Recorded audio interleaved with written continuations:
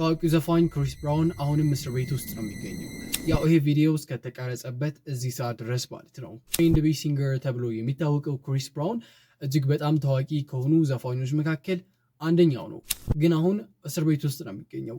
እስር ቤት የሚገኝበት ምክንያት ደግሞ በፖሊስ ቁጥጥር ስር ከዋለ በኋላ በፍርድ ቤት ክስ ተመስርቶበት ነበረ።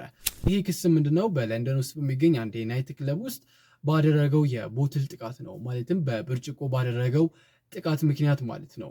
የአሜሪካው ታዋቂው ዘፋኝ ክሪስ ብራውን ሐሙስ ዕለት ነበረ በሳልፎርድ ሎወሪ ተብሎ በሚታወቅ ሆቴል ውስጥ በፖሊስ ቁጥጥር ስር የዋለው። የታሰረበት ምክንያት ደግሞ ከ2 ዓመታት በፊት ማለትም በ2023 የተፈጸመ ወንጀል ነው ብሎ ያስባሉ።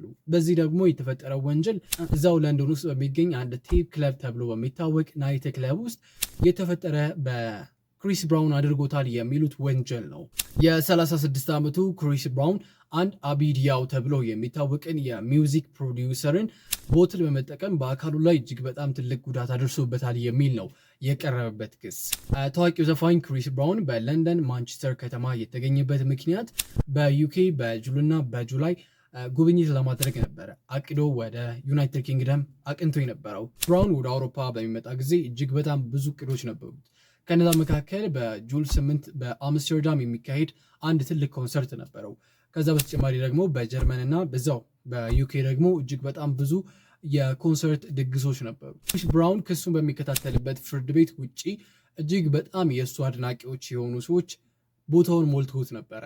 አንድ የክሪስ ብራውን አድናቂ ለቢቢሲ በሰጠችው ንግግርም ለዛሬ የነበሩኝን እቅዶች በሙሉ ትቼ አሁን ፍርድ ቤት እገኛለሁ፣ ለሱ ድጋፌን ማሳየት ፈልጋለሁ ብላለች። ከአንድ የምትባለው ይች ሴት የ35 ዓመት ሰው ስትሆን ከ14 ዓመቴ ጀምሮ ነው ክሪስ ብራውንን ማድነቅና መውደድ የጀመርኩት ብላለች። እስካሁንም እስከ 35 ዓመቷ ድረስ ክሪስ ብራውንን እጅግ በጣም እንደምታደንቀው ተናግራለች። ይህም ክስ ቀርቦበት መታሰሩን በሰማው ጊዜ መተኛት አልቻልኩም እና አሁን እዚህ እሱን ለመደገፍ መጥቻለሁ ስትል ትናገራለች።